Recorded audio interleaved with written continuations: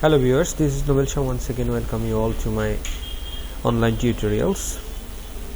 Today I am going to discuss about domain controller, why we need domain controller, and I will show you how to configure Server 2012 as a domain controller in a new forest. First of all, we need to know actually why we need domain controller and the types of network. Actually, we have two types of network. One is called Workgroup, and then another one is called client server network. What happened in Workgroup network? All machine actually connected with each other to share their information, but there will be no central controller to control them. Means everyone have their own control. And in client server network, when machines are connected, a central computer will control them, and the central machine can control actually what the clients will do, what will they perform, and the way domain controller will want, the client will have to do as the same way. Means they do not have actually any independence. They are controlled by a central domain controller. So that is why we actually need domain controller in a networking environment. To promote Windows Server 2012 as a domain controller, we have some different options, like how we need to promote it. Like we have some types of domain controller: root domain of new forest, tree domain of existing forest, child domain under tree domain, additional domain controller, and then read-only domain controller. So you need to specify actually what will be the domain controller role, whether it will be a root domain or a tree domain or a child domain or a additional domain controller, or maybe a read-only domain controller. In my next videos I will discuss all of these things one by one, but today I will focus on root domain of new forest. When we create a domain controller in a network where there is no existing domain controller, the first domain controller of that network is called a root domain. And then any other domain controller you create under that infrastructure is called tree domain, or can be a child domain or something else. So when we create a root domain, that is actually called also a forest. Okay, so when we promote a server as a domain controller, that actually creates a forest as well as a root domain. So to promote Windows Server 2012 as a root domain, we have some prerequisites, like the machine we are trying to configure, that should be server operating system installed. Well, as we are talking about Windows Server 2012, so you should have Windows Server 2012 operating system installed in your computer. Any client operating system like Windows 7, Windows 8 or Windows 10, it is not possible to promote them as a domain controller.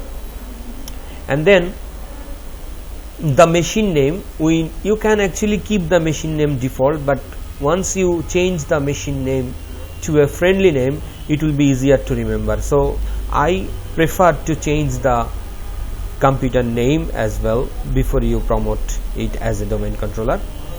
Also make sure you have a static IP address configured in your machine.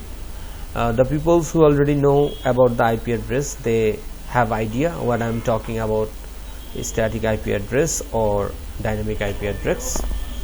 And then the machine must be connected to a physical network. You have to ensure that your machine which are going to be a domain controller must be connected to a physical network. And then finally we need to install a role. The role name is Active Directory Domain Services to promote the server as a domain controller. Okay, then let's start.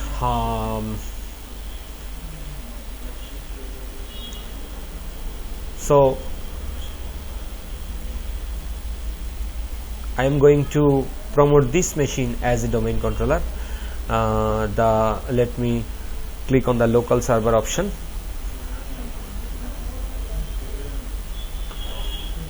When you will click on the local server option, you will get some information of your machine, like machine name and then types of network currently it holds, and then the IP address, also the remote desktop option, whether it is enabled or not, remote management option, whether it is enabled or not, and then the NIC teaming options also, whether it is enabled or not, time zone, the current time zone it is holding. So all of this information we can get from the local server option. I beg your pardon, my server is kinda slow, though I am using a Core i5 machine, but still it is slow. Okay, I got the local server window, and you can see the computer name, it is showing C185, and then Workgroup, it is saying that type of network currently holds, it is a Workgroup type of network. And then firewall, Windows firewall, whether it is on or off, remote management, whether it is on or off. Well, I can see the Ethernet IP address, which is 172.16.1.185. so that's the information, that is the information you can get from the local server option. So to add a role which we need, you need to go to manage option and then click on the add roles and features option, click next button, click next button, and then click next once again. It is showing the machine and the IP address, machine name and the IP address where we are going to install the role. Next, and from the role page you need to specify the role, and we need the role which is Active Directory Domain Services. Once the window come, add roles and features wizard, just click the add features button and click next, click next once again, click next, and then click install. So now it is installing the role which is Active Directory Domain Services. Remember, it is a prerequisite, so you must install this role before you promote this server as a domain controller. So it will take some time, and let me once again tell you that to promote a server as a domain controller, you must have a static IP address configured in your machine. So if you do not know how to configure a static IP address, please refer some videos. I have already some videos in my YouTube channel, which is www.youtube.com/novelshah, and I already showed in my previous video how to configure static IP address in a machine. So you can also browse those videos to check out how to configure static IP address in a machine. Well, it will take some time.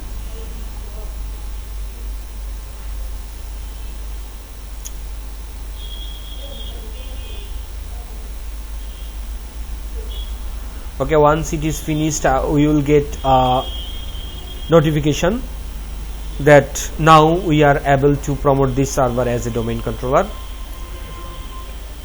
So till then, please wait.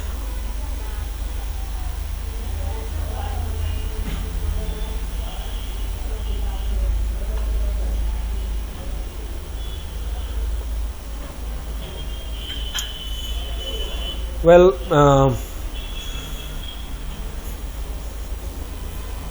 let me show one thing. While it is finished, let me show how to configure static IP address. So if you do not know how to configure static IP address, just right click on your network icon that you found in your taskbar. Just right click on it and go to Open Network and Sharing Center.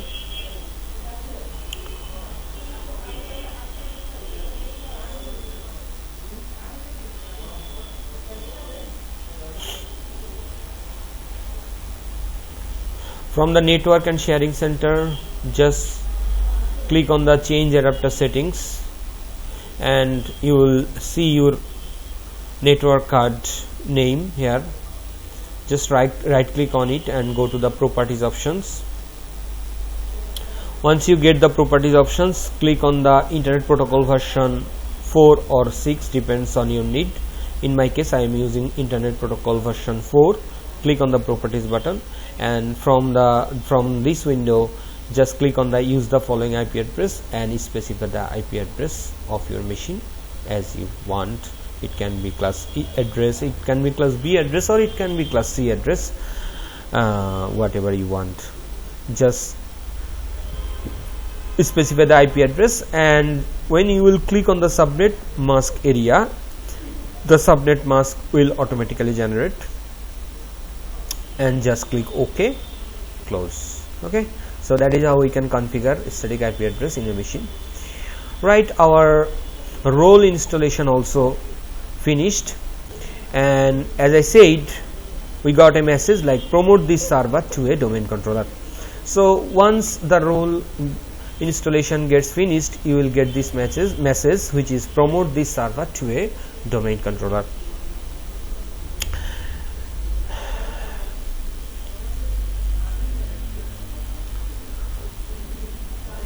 Right, just click the link.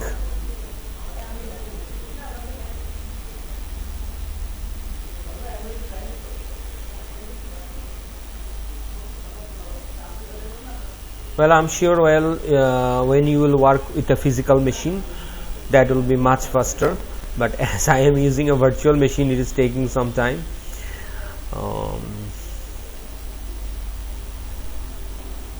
I beg your pardon for that. Please hold on with me.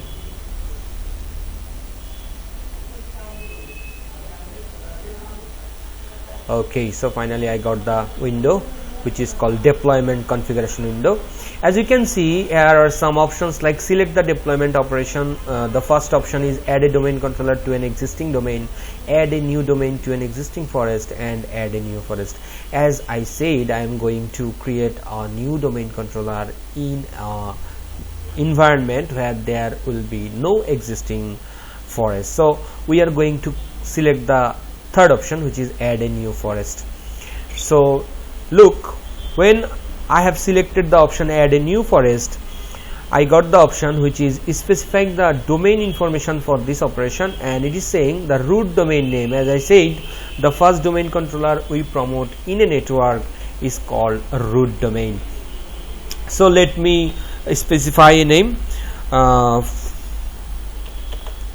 adatom.com. okay, so in my case I am using adatom.com. You can use whatever you want, like adatom.com, adatom.net, adatom.org, adatom.info, as per your requirement. So I am just specified adatom.com and then click next.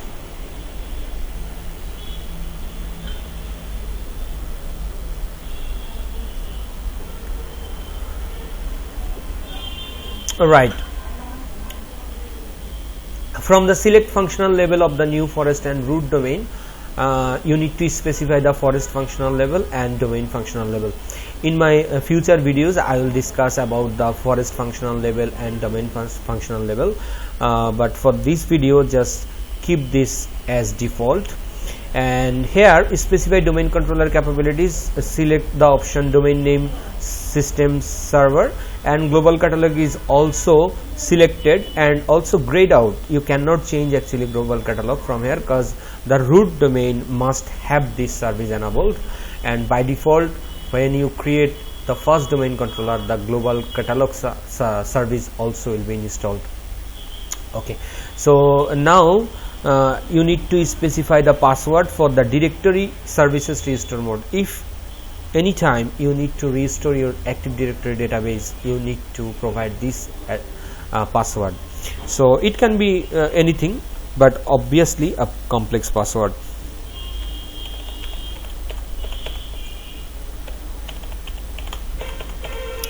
Okay, and then click next.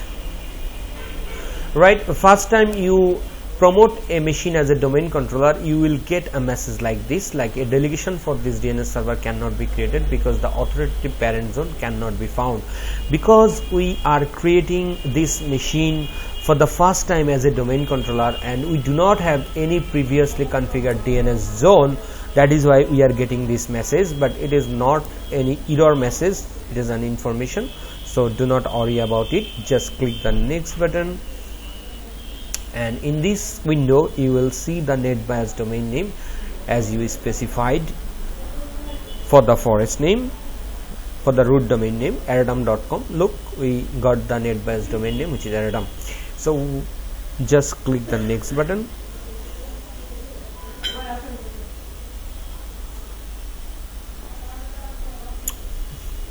and here it is saying where the AD.ds database will be stored and the sysbol information will be stored.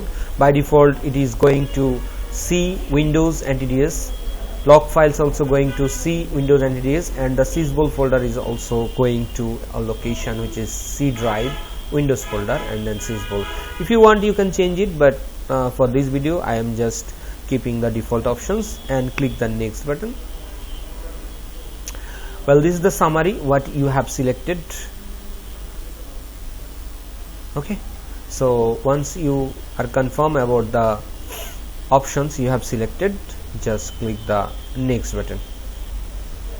Now it is checking whether this machine is validated to become a domain controller. If it is not properly configured machine that can be a domain controller, you will get a message. But here I got a message like all prerequisites checks passed successfully, click install to begin install, means this machine is able to be a domain controller. So just click the install button.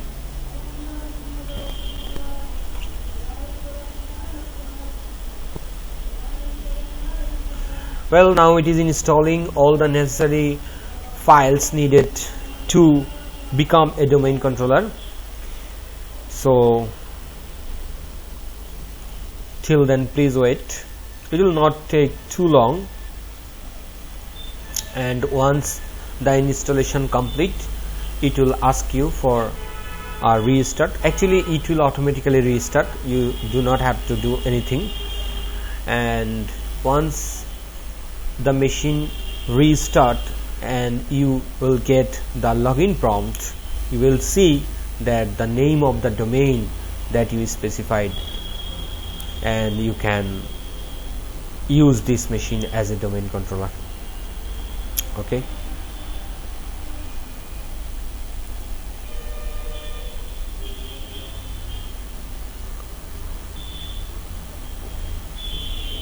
right. Let me tell you one thing. The machine that we are promoting as a domain controller, during the installation we have seen that another service which is DNS also installed along with the domain controller promoting. So once the machine configured as a domain controller, you will also get the DNS option installed in this machine, and then you can configure your DNS server as well. But for a large network it is recommended that you keep your DNS server in another machine rather than keeping in a machine which is your forest domain controller. Okay, as we can see the server was successfully configured as a domain controller and the machine got restarted. Okay, so let me pause the video. Once it restarts I will get back to you. Okay, our domain controller configuration is completed and machine got restarted. Once the machine got restarted, press the Ctrl-Alt-Delete to sign in, and you will see we cannot see the machine name here. We can see that the domain name is showing here, which is edatom/administrator. So once you give the password for the domain controller, you will be logged into the machine.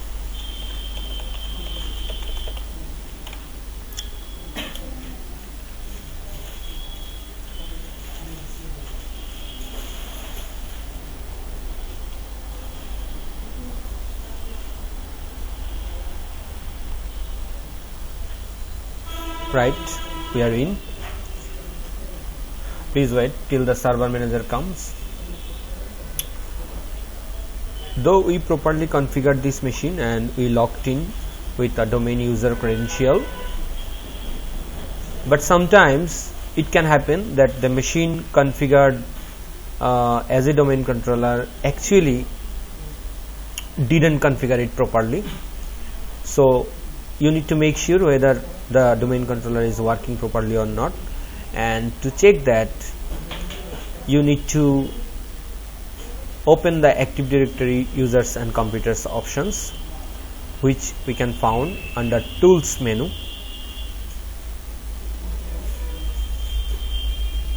So when you click the Tools option, you will get the option which is Active Directory users and computers. Just click on that.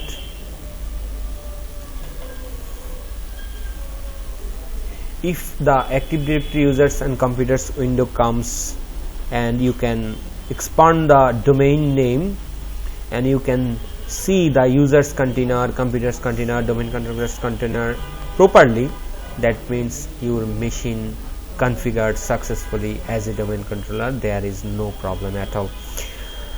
So that is all for today, guys. Thanks for watching my videos. If you like this video, please share with your friends, families. You guys take care, and I will see you in my next video. Till then, bye bye.